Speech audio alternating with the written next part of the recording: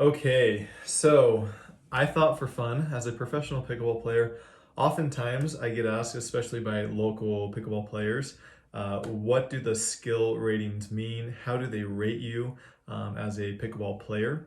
And so I figured it'd be kind of fun to make a video that kind of goes through the different skill ratings and then what each rating means, because it's not kind of a standard rating system. I guess if you're familiar with the tennis system, it's similar to that.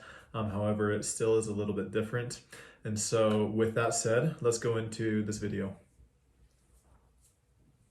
So in order to prepare myself for this video a little bit more than just going off of my experience and knowledge, I did a little bit of research and I talked to some people. For me, a lot of this was common sense and just kind of stuff that I thought most people would already know about. But a lot of beginners or people who haven't heard of pickleball, they're not very familiar with the terms and the skill ratings and everything like that. And so I was doing some research and there was a lot of information that I learned that I didn't know before. And so this was great for me to do as well. And so with that said, let's go to the USA Pickleball website and go through what their definitions for each skill level is. So to begin with, in pickleball, the skill rating system is 0 to 5. I did not know it went down to 0, 1, and 2. I thought the lowest level was 3.0, but apparently there is a definition. There are people who are 1 and 2 and below that. So basically, if you're a 1 or a 2 rated person, then you are basically getting out there for the very first time. You have no idea what pickleball is. You have no experience in pickleball. You've never touched a paddle or pretty much had any sports background for that matter. I'm going to go over to the USA Pickleball website and let's see what they say, their definition of what a 1.0 to 2.0 skill rating is. So 1 point to 2.0 skill rating, their definition is this player is just starting to play pickleball and has no other sports background, minimal understanding of rules of the game. So as I was saying, they're just getting out there for the very first time. They have no experience. They have no idea what they're doing. They probably just picked up a paddle for fun, wanting to go out there. All right, now let's go to the 2.5 skill rating system. It says this player has limited experience, can sustain a short rally with players of equal ability, basic ability to keep score. I would agree with that assessment as well. I think that most people, in my experience, who start playing pickleball are at a 3.0 level. I don't know of many 2.5 players, but basically it's a little bit better than a totally new beginner at the 2.0 skill level. They're a 2.5. They've probably had some experience with a sports background, and so they can get around the court a little bit easier and they can hit the ball over the net a couple of times. They just don't know how to keep score or can keep a rally for very long. All right, so the next one, which is what I'm more familiar with, the 3.0 skill rating. I thought that the 3.0 skill rating was the lowest, but apparently, as I said, it goes down to a 1.0 and 2.0. So most people, when they're starting out, I consider them 3.0s. Most of them have some type of a sports background. And so, this one's got a little bit more information on it. It says 3.0 skill rating, forehand, ability to hit a medium-paced shot, lacks directional intent and consistency. Their backhand, avoids using a backhand, lacks directional intent and consistency. Their serve and return, they're able to hit a medium-paced shot, lacks depth, direction, and consistency. Dinks, they're not able to consistently sustain a dink rally, not yet developed the ability to control the shot. Third shot generally hits a medium-paced ball with little direction. Volley, able to hit a medium-paced shot, lacks direction and inconsistent. Strategy, understands fundamentals, is learning proper court positioning, knows the fundamentals rules and can keep score, and is now playing tournaments. I would agree with most of that. I would say the strategy, most of the 3.0 level players that I know, they actually struggle with a score. They get confused oftentimes. They don't know who's serving, who's receiving, everything like that. But for the most part, I would agree. For the most part, people, in my experience, start at the 3.0 skill level. I have rarely seen people who are much worse than the 3.0 skill level. All right, moving up to the 3.5. Now this is where it gets fun. All right, let's see, forehand. So it says improve stroke development with moderate level of shot control. I would agree with that. A lot of 3.5, they can hit their forehand, and generally their forehand is a stronger shot. Backhands, learning stroke form and starting to develop consistency, but will avoid if possible. I would also agree with that. Oftentimes you'll see a lot of the 3.5 and even higher levels, they'll run around their backhands just because their backhands seem to be a little bit weaker and they don't want to hit that shot because they're afraid that they're going to miss it. Dink, which is an extremely important shot in pickleball. Increased consistency with limited ability to control height, depth, sustains medium length rallies, starting to understand variations of pace. I'd also agree with that. At the 3.5 skill rating, I would say that's when players begin to understand actually how important the dink shot is. And so they're trying to do what's right. They're trying to get up to the kitchen line and they can hit one or two shots, one or two dinks over the net, but oftentimes they'll just simply pop it up too high and they can't keep the point going on for very long. Volley is able to volley medium pace shots, thereby developing control. I would agree with that, but I would also add that oftentimes these 3.5 players, they love to smash the ball, and so they're not very consistent, but they can hit the shots hard, but they just like to attack a lot of balls rather than go for that consistent and that accuracy. Strategy. All right, let's see what it says here. Strategy: moves quickly toward the non-volley zone when opportunity is there, acknowledges difference between hard game and soft game, and is starting to vary own game during recreation and tournament play. Can sustain short rallies, is learning proper court positioning, basic knowledge of stacking, and understand situations where it can be effective. I would agree somewhat with that. I think a lot of the 3.5 players that I know personally, they understand it, but they can't put it into their game.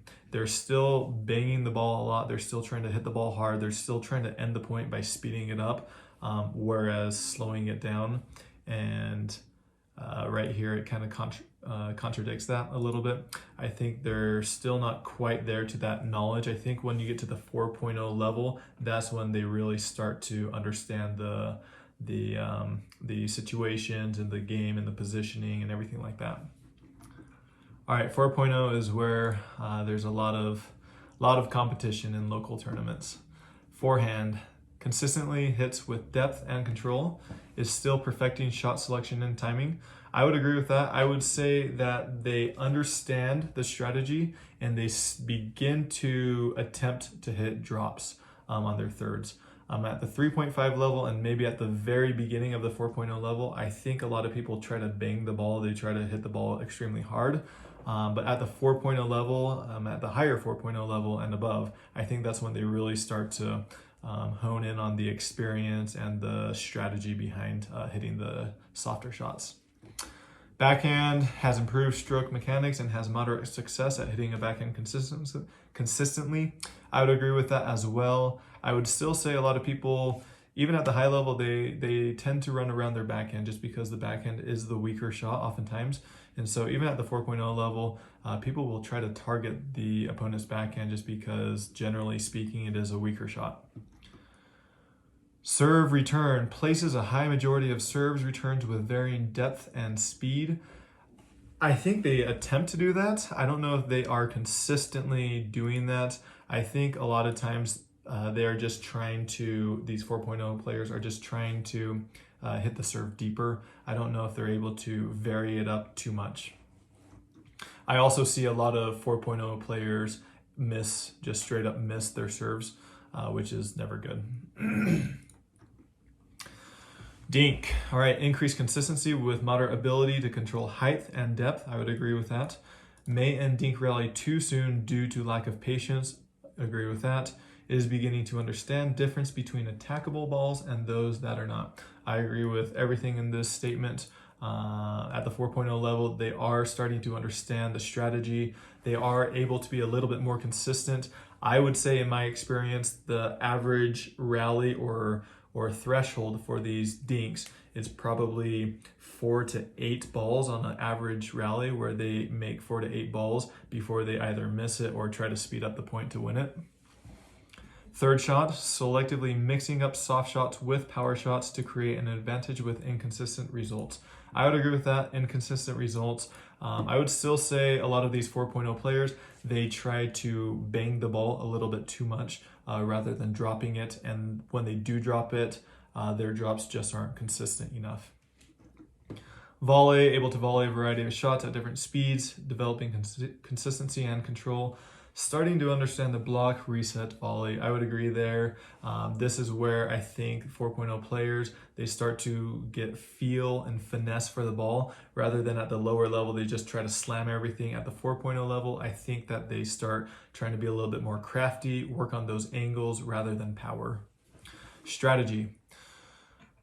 Aware of partner's position on the court and is able to move as a team, demonstrates ability to change direction in an offensive manner, demonstrates a broad knowledge of the rules of the game, has a moderate number of unforced errors per game, solid understanding of stacking and when and how it could be used in match play, beginning to identify opponents' weaknesses and attempts to formulate game plan to attack weaknesses, beginning to seek out more competitive play. I would agree with that quite a bit. I think they understand, a lot of 4.0 players understand what stacking is, but oftentimes they'll get confused and they will simply get a fault called on them because they're on the wrong side. They understand why it's used, but they're not perfect at implementing it at the 4.0 skill level. I think at the 4.5 is where you'll start to see people using that skill and being more successful with it. All right, 4.5 skill rating. Forehand, high level of consistency, uses pace and depth to generate opponent's error or set up next shot. In my opinion, I think at the 4.5 skill level, that's when people really start to understand the strategy and they really try to implement a lot more things. So rather than banging or driving a lot of the balls, they're going to attempt to do what's right. They're going to attempt to drop the ball. Whether or not they're going to be successful, they're at least attempting to do it right. I would say they're getting there. They're not 100% accurate, but they're probably around 70 to 80% on their third shots. Backhand can effectively direct the ball with varying depth and paces with good consistency. I would agree with that as well. At the 4.5 skill level, I would say people don't run around the backhand as much as the 4.0 and 3.5 and lower. 4.5 is when people start just kind of taking it as it is. If it comes to the backhand, they'll hit a backhand if they have to, but they're not afraid of hitting the backhand. Serve return, serves with power, accuracy, and depth. The big thing that I would say at the 4.5 skill rating is they're going for power, but they're also a lot more consistent versus the 4.0. At a 4.0 or lower, you might get, 2 or 3 completely missed serves, totally just missed it. At the 4.5, you might get 0 to 2 missed serves per game or something like that. And so the accuracy, the consistency of the serve has gone up dramatically. Dink, ability to place ball with high success at changing shot types while playing both consistently and with offensive intent. Recognizes and attempts to hit attackable dinks. I would agree with that. I think now at the 4.5 skill level, you're getting to a pretty high level. And so most players at this level, they're going to be able to dink a minimum of 5 times every single rally. And then probably their threshold would probably be around 15 balls, I would guess. 5 to 15 balls before they either miss a shot or try to speed it up. Not only are they consistent, but they can also move their dinks around side to side, corner to corner, one person to the other for 5 to 15 shots before they miss one.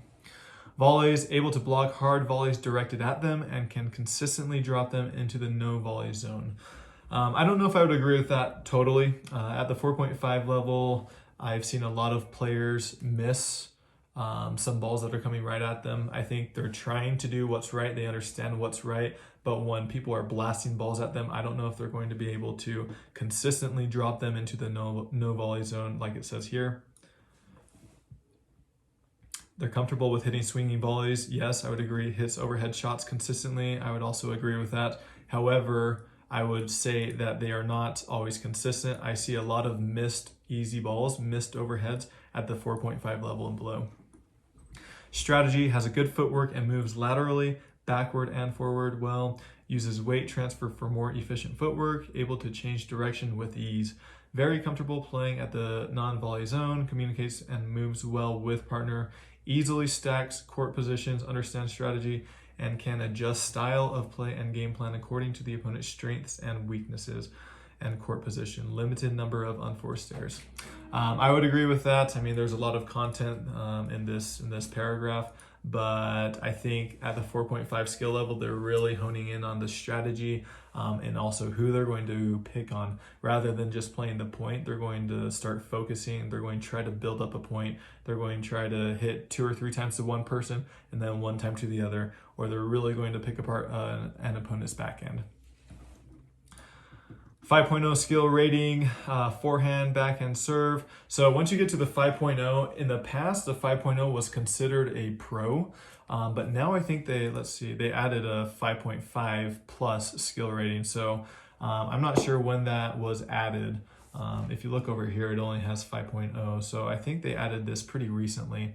But as I was saying, in the past, if you were a 5.0 player, you were considered a pro. However, within that pro, or the 5.0, there was a big gap between the lower 5.0s and then the top 5.0s. And so anybody who could call themselves a 5.0 was technically a pro. However, there's a large, big difference between the bottom 5.0s and the top 5.0s. Let's just skip down to what it says right here at the 5.5. All right, it just says this player is a top caliber player. Performance and tournament wins speak for this player's ability to consistently perform at a high level. Yeah, so basically it's just saying this person does everything right. What I would say differentiates the top players, the top 10, 15 players in the world versus the other pros are very, very, very small things. It's attacking the ball a little bit sooner rather than letting that ball wait. There's a lot of players who are great players and they can make a lot of balls, they can hit a lot of dings, a lot of serves, a lot of return of serves, overheads, everything like that. They're consistent. However, they do not take advantage of the small opportunities and the small details in the matches. And so that was a very abbreviated version of what the skill ratings mean and where you might find yourself in the pickleball rating. Hopefully I can come back to this in a little bit and then do a revised version of this. If you have any questions, feel free to reach out. I found this on usapickleball.org. It has all this information. You can download the PDFs, and so you can take those with you. It's funny, in different areas of the country, there's stronger skill ratings. And so a 4.0 in California might be different than a 4.0 in Idaho or Montana or New York or something like that. And so these are generally what it means to compete in the 3.0 or whatever skill level division you're competing in. But yeah, it's been a lot of fun. I see the most competition in the 3.0 to 4.0 and 4.5. There's a lot of players that find themselves in that group. But in order to progress and get to the next level, sometimes it's a lot more difficult from the 4.0 to 4.5 or 4.5 to 5.0. There's a really big gap. From the 3.0 to 3.5 or 3.5 to 4.0, there might not be that big of a gap, but from the 4.0 or 4.5 to 5.0, that's when it really gets big, and you really have to put in a lot of work and effort to get to that next level. Anyways, thank you for watching. If you have any other questions, feel free to reach out, and I will see you next time. Thanks.